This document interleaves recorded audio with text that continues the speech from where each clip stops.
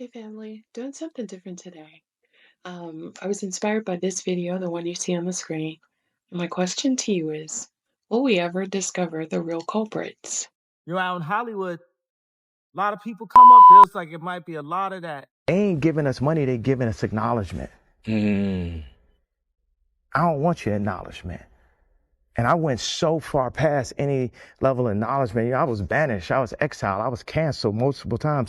I know y'all thinking I'm going through something right now, and I got bags under my eyes. And they wanted to medicate me every day. You realize, like, they could have just switched to medication and I wouldn't be here. And on the news, they would have said it was because of a mental issue, right? Yeah. Because y'all might think, oh, man, Ye really going through right now. Somebody need to go get him. Or, yo, go take his Twitter and stuff like that. But I'm just telling you calmly that I am in a good space. I'm really in a positive space. It's cathartic. I got my ideas out. If I ever went anywhere, we know why. You understand what I'm saying? I ain't never been back to the hospital since 2015, but every time they say I'm crazy, it's just when I'm saying the truth. So what's the crazy part, really? What's the crazy part, really? They separate you from everyone you know. I miss my family.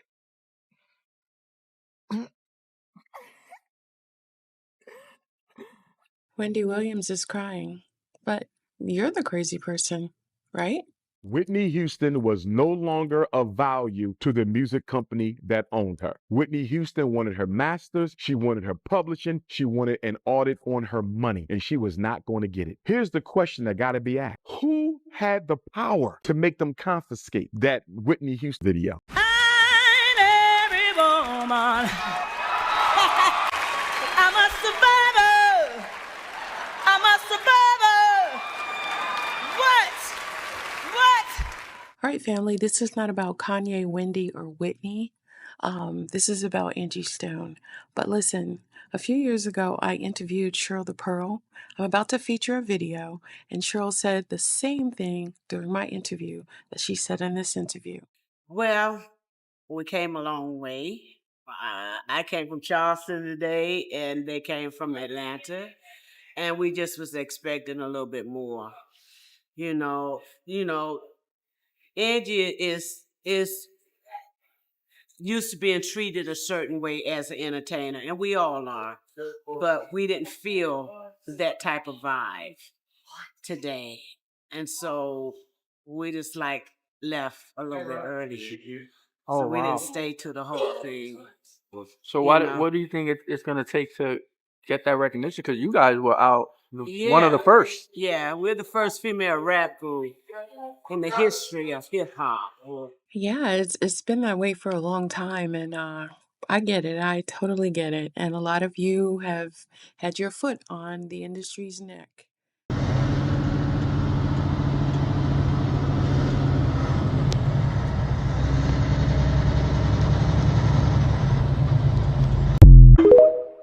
Police has confirmed there were 8 other individuals inside the van at the time of the accident, but Angie Stone was the only person. The other individuals were the driver Lethal Carter of Atlanta, Georgia, who was transported to Baptist Medical Center in Montgomery for treatment, Anthony Majors of Atlanta, Georgia, Ashton Evans of Ellenwood, Georgia, Dante Daly of Stone Mountain, Georgia, James Owens of Atlanta, Georgia, Sheila Hopkins of Katy, Texas, Shuri Murphy of Ellenwood, Georgia, and Sharita Murphy of Ellenwood, Georgia. Sharita gave an update on social media stating, "We are banged up, bruised a bit, and are in some pain, but we are okay." I find it very suspicious that Angie Stone just uploaded a video right before she passed that's basically called out Universal Music Group for not paying her royalties, y'all. She said she should have retired 20 years ago, but because UMG decided not to pay her royalties that they owe her, that she has to work an extra 20 years, and that is the reason she was on the road today. She was on the way to a work gig. Y'all, this is sad. How many times have we seen people speak out against the industry and shortly after lost their lives? Plane crashes, car crashes. Throughout the years, I've seen it happen so many times to many people. Michael Jackson, he spoke out. He was gone. I believe Amy Winehouse spoke out. She was gone. Here we go with Angie Stone. She speaks out. She's gone. Prince, he spoke out. This one here is, I'll let you fill in the blanks. So I posted a video early this morning about the incident where this particular lady actually drove up on the scene of Angie Stone's accident. Well, as reported in the video, I told you all that the video was missing. Like, the video was no longer on her particular page. And everybody has been wondering, where is the video? She removed the video. Why did she remove the video? Just like I had questions about where is the video, everybody else had the same questions. This particular lady said, what happened to the video? And the owner of the video hearted the message and replied, the 18-wheeler video accident post? She responded, if that is the video you are referring to, the family asked to taking it down. Out of respect, the video is now private. The response was, but you didn't say anything wrong or show anything. You shared your experience of an accident. I would never, ever, ever, ever in my freaking life believe that Angie Stone's untimely unaliving was an accident. 5 miles from her house, a sprinter van with 8 people in it, and only one person out of the whole entire van, out of 8 people, is unalived. One person, a few minutes from her residence. If you break a mile down at 60 miles per hour, 5 miles is equivalent to 5 minutes, depending on the traffic or time of day it is. And now, from what I understand, it was at really early hours of the morning when that accident happened. Out of 8 people in the van, the person in the van who was the most important, I'm not saying everybody in the van wasn't important, but the person in the van that was most important, mostly known, was the one who gets unalive. And it's crazy because she just did a video recently exposing how she was being treated unfairly when it came to her royalties. And all of a sudden, it seems like after she made that video exposing that information, it seems like her time had already started ticking for her very last moments. Now, when it comes to Gene Hackman, we know that people pass away in threes, from what I was always told as I was coming up. Gene Hackman, being that he's an older guy, an older gentleman, 95 years old, he lived a good life. But that is really suspicious to me. Him, his wife, and his dog, and now all of a sudden, not even a handful of days, Angie Stone. Okay, family, I'm sure a lot of this you've already heard, but let me just give you a refresher course as to what Miss Stone had to say. Anybody that knows me knows that I'm a very, very, very hard worker. I aim to please. I try very hard not to cancel any shows if I don't have to.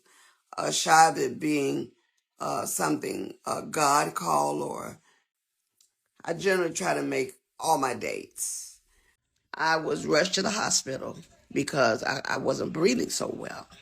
Came to find out I had what was a bacterial blood infection that I had gotten when they stuck me with the needle. Hey, does anybody know why she was stuck with the needle? It had went into my bloodstream and caused a staph infection of the blood. They rushed me into ICU, and I went to use the restroom, and I passed out. When I came back to, the nurses began to tell me that I was screaming for Jesus, because when I went down, I'm sorry, I didn't know what was happening. All I know is it was all of a sudden, I began to praise God and call on his name, because I knew biblically that if I was transitioning, I needed to be calling on Jesus. Sorry. I knew it was an attack. I knew it was a spiritual attack. God healed me. He cleared up. People left me in that dark, dark moment when I really needed support. My kids were there for me. My true friends were there for me because they knew this is serious. When you hire a team of people that supposed to have your back, you're thinking that they're getting it all together for you. You know, that's why, I respect Oprah Winfrey in that respect when she said, do your own research. That I let a lot of important things slip through the cracks only because I didn't know any better. I worked very hard to take care of my kids as a single mother, and I'm being transparent. My kids' fathers just were not doing what they're supposed to do. So I had to step up and go in and do everything that I needed to do. At the end of the day, after 40-something years in the business, I'm like, well, why? Where are my royalties going? Because I'm not getting this. Come to find out, Universal Music has been receiving all my royalties, all my mechanicals. They've taken pretty much everything. I should have been able to retire 20 years ago with the money I've made. But there are key people that have been driving the ships. And what they've been doing is improperly representing me, improperly stealing from me, taking things in their own hand, changing and switching lanes because they knew I didn't know that part. And even though they were taking care of themselves, they thought very little of taking care of me. One way or the other, Universal Music, you're going to have to give up my coins. So what I'm doing now is whatever is necessary to make sure they pay me for the legacy of my life, for my children and my grandchildren. They're going to have to give me my money. Now, this next part is scary because, like Whitney Houston, seemed like they had given her a warning, or somebody did, or y'all listen. Everybody that works hard for 50 years should be able to retire in peace, should be able to sit back without looking for your money. And if I never get it, at least you heard it from me, because I don't know what they might do to keep from paying me all the money they owe me. I don't know what they might do to keep from paying me all the money they owe me. It's ridiculous that someone has played with my life and my career for this long, for their own benefit. I mean, have you no conscience? There's a special place in hell, just like my girl Selena said, for people like that. And I promise you, God said, touch not my anointing and do my prophet no harm. So even in this hour, I'm going to pray for you, because I know that God said that he will fight my battles if I would just endure to the end. When you get in this industry, there are so many twists and turns. And even though you have the Almighty God with you, they still gonna try you. Because just because I believe in God don't mean they believe in God. They don't believe in God. I'm telling on Universal and all the people that y'all work with me, y'all know who you are. You've been spotted. You've been seen. Your worth is useless to me now because I've seen the data. And I hope to God you enjoyed spending every dime you took, because you're going to give it back one of these days. That's all I'm going to say. Child, Miss Stone wasn't lying. These people are not afraid. This has nothing to do with Angie Stone's case, but I just want to give you guys another refresher. 2 private investigators asking me who it is that paid me to make the Diddy videos that I made about a month ago. What? Who paid me? They asked me about Suge Knight, 50 Cent. Mind you, I do not have a connection to Diddy at all. I'm just a reporter like everybody else, speaking on public information that is readily available to anybody that... I am not lying. I will post the video after I do this video message. I was just visited by 2 private investigators that came to my back door. I am not lying to you. I thought I was being pranked by a friend. Did you ever get to meet Michael Jackson before? No, I got to meet Prince. You did? Yeah. Did you ever get to go bike riding with him or anything like that? Who's that? Prince. I think bike riding may been the only thing he wasn't doing bike riding. He had an experience. Let's see. So when I meet him, I'm 12. I guess he's 18, 19. Yeah, he was a magnificent, one-of-a-kind individual. Like, I got to... Yeah, but when I met him, he was already a millionaire, and so I couldn't initially understand what kept driving him, because it just seemed to me like he was never happy. Child, Katt Williams is stumbling over his words. I never seen him do that before. Oh, he know these folks out here telling the big fat faison lie. And he's probably tired of going to jail over this foolishness. Okay. Well, let's end this on a happy note. It's your girl Angie Stone. Now look, you gave me the meds to get well, and I want you to get well in Jesus' name. I'm gonna be praying for you. I love you, and yes, I miss you too. Mwah. And for those who's worrying about the way I look, let me tell you something. I am 62 years young. So at the end of the day, I don't care what you feel or think about me or how I look. We are aging every second. So don't be trying to size me up and judge me. I promise you, your day coming. I would say, most real guys are looking for someone that's a good friend first. I think I'm everybody's big sister. And after they're around me long enough, this is that Sagittarius thing kind of takes over, and they get to know the inside of the person. And they start to look at, she's a beautiful sister. I used to be Angie B. There was Cheryl the Pearl and Blondie. And we were a part of the Sugar Hill Gang. Oh, wow. We were part of the Sugar Hill Girls. Yes, honey. And we had a song called Funk You Up. It was the first ever original rap record that was ever recorded by a female group, and the first certified gold record. It was 10 years before Salt and Pepper, 10 years before Queen Latifah, 10 years before Light, 10 years before all the other rappers. Sequence had really broke the mold for the first female hip-hop group, and that was something that I could thank God for over and over and over for accomplishing that. They would never really talk about it because we were from the South, and they want people to believe that hip-hop started in New York, but it actually started in the South. Says, what was the inspiration for the songs Bottles and Cans? Hey, get out of my, get out of it. That's my son. Speaking of family, child, what is this? We almost said, okay, we at 500 and something. So, for y'all watching, I've been seeing some stuff on the internet, but I'm not in internet mode. I posted my Cash App today because people were asking where they could send money to us. Because of all the scams and all the things that's been going on, I posted my Cash App.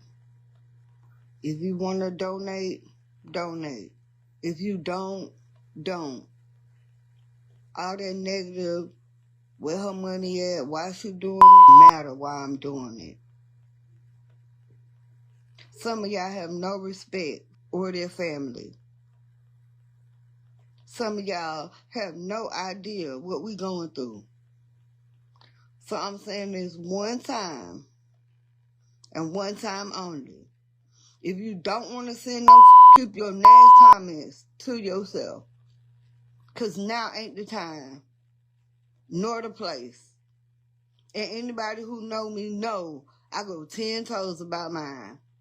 So if you don't want to send nothing, don't. We don't need you to send nothing, but if you want to, feel free.